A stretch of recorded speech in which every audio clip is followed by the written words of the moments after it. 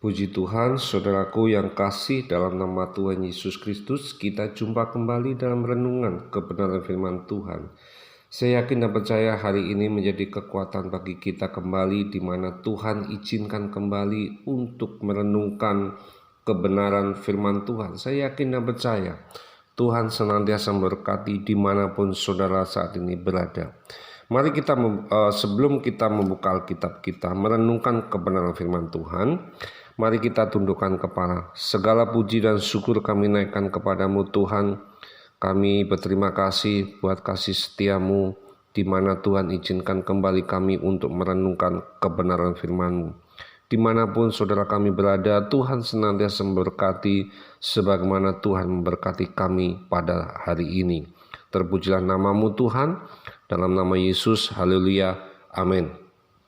Puji Tuhan, saudaraku yang kasih, mari kita membuka Alkitab kita yang terdapat di dalam Yakobus pasal 5 ayat 7 sampai yang ke 11. Yakobus pasal 5 ayat 7 sampai 11. Kalau saudara sudah ketemu, akan saya membacakannya.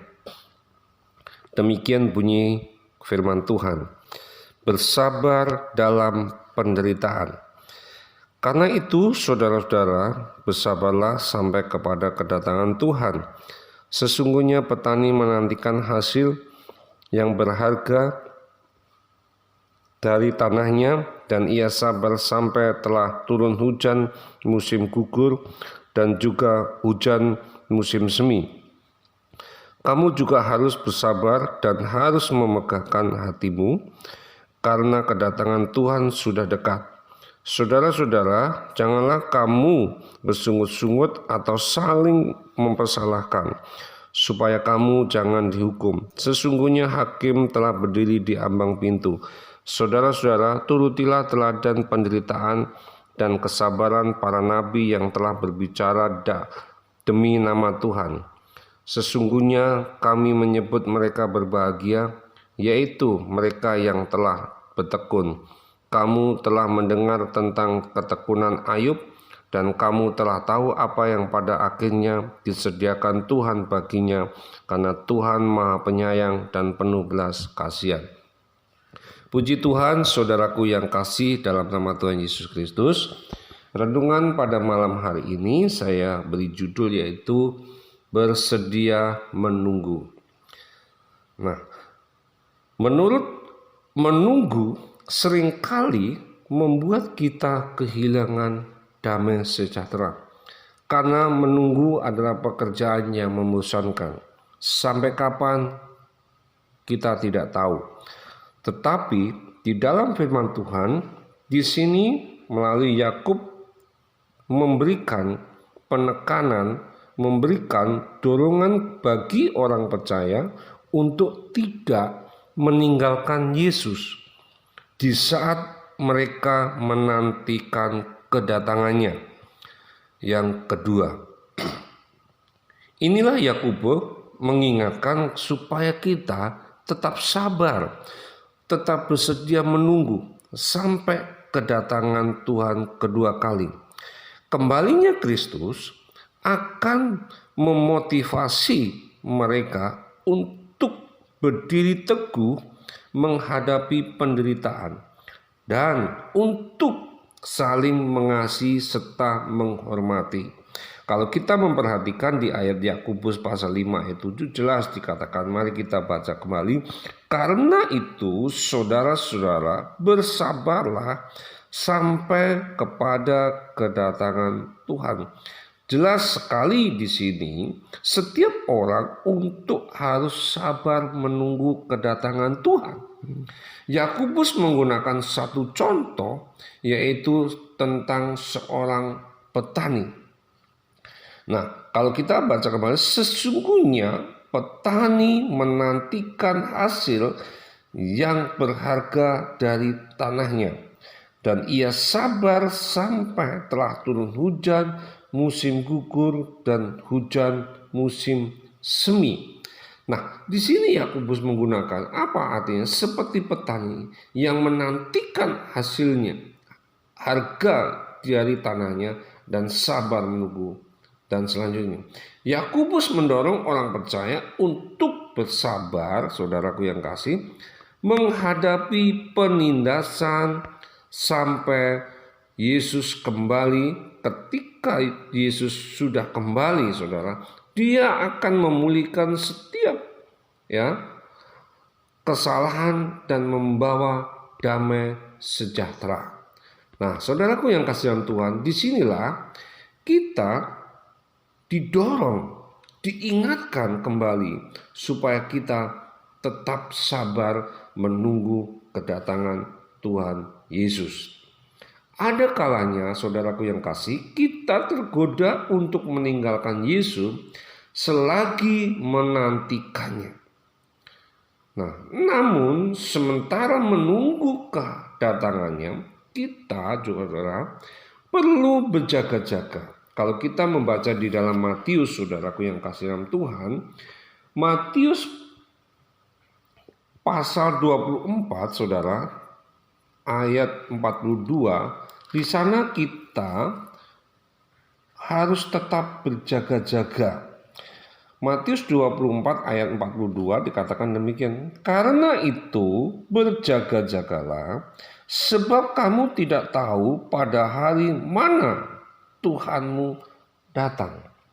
Nah, saudaraku yang kasih dalam Tuhan, di dalam Matius 24 ayat 42 jelas dikatakan supaya kita tetap berjaga-jaga. Karena apa, saudaraku yang kasih? Karena jaga-jaga itu sangat penting sekali. Dalam keadaan situasi semua orang pasti mengatakan berjaga-jaga. Karena apa? Tidak tahu kapan dan waktunya Tuhan Yesus itu mau datang. Tetapi firman Tuhan menjelaskan kepada kita supaya kita itu terus tetap berjaga-jaga. Bukan hanya berjaga-jaga, saudara, kita tetap harus setia. Kalau kita membaca di dalam Matius pasal 25 ayat 14 sampai 30, di sana jelas yaitu tentang apa, saudara? Perumpamaan talenta. Ya. Di dalam 14 ayat 30 sana tentang perumpamaan talenta, yaitu orang yang setia dan orang yang tidak setia. Yang selanjutnya bukan hanya setia, yaitu kita di dalam Kolose pasal 3 ayat 12, yaitu di sana kita juga bisa melihat, saudara, tentang apa? Kolose pasal 3 ayat 12, coba kita mari lihat. Karena itu sebagai orang-orang pilihan Allah yang dikuduskan dan dikasihinya, kenakanlah belas kasihan, kemurahan, kerendah hati, kelemah lembutan dan kesabaran. Apa, saudara, yang kita ambil? Yaitu mengikuti karakter serta kehendaknya. Mari, saudaraku yang kasih dalam Tuhan, kita harus tetap setia untuk berjaga-jaga. Meski kita tidak tahu kapan Yesus akan kembali, tapi marilah kita menunggu dengan sabar selama yang dibutuhkan.